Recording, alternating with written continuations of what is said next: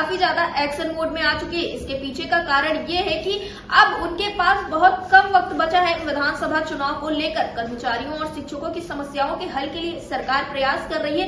देखने को मिला कि जो आउटसोर्सिंग कर्मचारी हैं उनके लिए निगम बनाया जा रहा है, और अगर हम बात करें निगम की तो निगम इसी मई माह में गठित हो जाएगा, जिसके बाद अब आउटसोर्सिंग कर्मचारियों को किसी भी समस्या का सामना नहीं करना पड़ेगा। और यहाँ पर अगर हम बात करें स्कीम वर्कर्स की, संविदा कर्मचारियों की, तो इनके लिए भी सरकार जल्द ही कदम उठाने की तैयारी कर रही है, क्योंकि बैठकों का सिलसिला लगातार जारी है। हाल फिलहाल में कैबिनेट बैठक होती है जिसमें तमाम मुद्दों पर चर्चा होती है और तमाम ऐसे धरातल के मुद्दे इसमें शामिल किए जाते हैं, जिससे कि जल्द ही बहुत सारे अच्छे काम भी हो सकेंगे। सरकार विकास कार्य को लेकर, शिक्षा कार्य को लेकर भी काफी ज्यादा आगे बढ़ रही है। और ऐसे में अगर हम बात करें मनरेगा कर्मियों की, तो मनरेगा कर्मियों ने एक लंबा संघर्ष किया, लेकिन अब इनके संघर्ष पर विराम लगने वाला है, क्योंकि बहुत जल्दी सरकार इनके लिए भी कदम उठाने वाली है। संगठनों की बात करें तो संगठन लगातार प्रयास कर रहे हैं समस्याओं का हल हो जाए, मुलाकातों का दौर भी जारी है। तो अब ऐसे में ये कहा जा रहा है कि ये वक्त जो है सबसे ज्यादा अहम और नाजुक वक्त माना जा रहा है, क्योंकि इसी वक्त में सरकार के सामने संगठन अपनी मांगों को रख सकते हैं और उनको पूरा करवा सकते हैं। फिलहाल इस वक्त पर क्या कुछ तैयारियां चल रही है संगठन की तरफ से, इस पर ज्यादा जानकारी देते हुए प्रदेश अध्यक्ष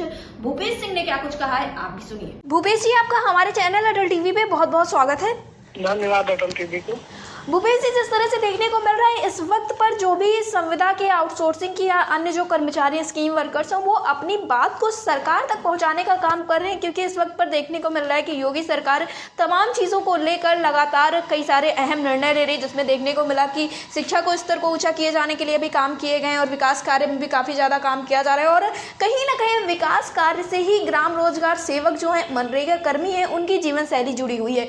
तो क्या कुछ लग रहा है आपको, क्या आप लोग भी इस दौरान अपनी बात को लेकर सरकार के पास पहुंचे थे? क्योंकि कैबिनेट जो बैठकें हुई हाल फिलहाल में इसमें तमाम चीजें देखने को मिली हैं जिसमें सरकार ने सकारात्मक रूप से आगे बढ़ी, जिसमें सरकार सकारात्मक रूप से आगे बढ़ी हुई है। सबसे पहले अटल टीवी को और आपको बहुत बहुत धन्यवाद जी कि आप समय समय पे मनरेगा के कर्मचारियों की आवाज शासन प्रशासन तक पहुँचाते रहते हैं। जी दूसरी चीज, ये आपकी बात सही है कि सरकार के कानों तक कर्मचारी संगठन अपनी बात को पहुंचा रहे हैं। जिस विभाग के भी कर्मचारी हों, वैसे ही मनरेगा के जो ग्राम रोजगार सेवक हैं या मनरेगा कर्मचारी हैं, इन लोगों ने बहुत ही मेहनत किया है कार्य को अंजाम तक पहुंचाने के लिए, अपने गांव के विकास में योगदान देने के लिए ब्लॉक स्तरीय कर्मचारी, ग्राम पंचायत स्तरीय, जनपद स्तरीय और प्रदेश मुख्यालय स्तरीय सभी ने अपनी अपनी जिम्मेदारी का निर्वाह किया और कार्य को प्रोग्रेस किया। इसीलिए पिछले महीने अभी हमारे ग्रामीण विकास विभाग के प्रमुख सचिव को दिल्ली में सम्मानित भी किया गया था जी। लेकिन इसका यह है कि जो मनरेगा कर्मी और जो है उस तरफ सरकार का ध्यान नहीं जा रहा है जी। और हम लोगों ने विभाग के प्रमुख सचिव को, माननीय मंत्री जी को एक बार नहीं दर्जनों बार हम लोगों ने लिख करके दिया है जी। और अभी तक उस पर कोई कार्यवाही नहीं हुई है जी। देखते हैं कि कब तक क्या होता है। हम लोगों का प्रयास अनुरोध जारी रहेगा।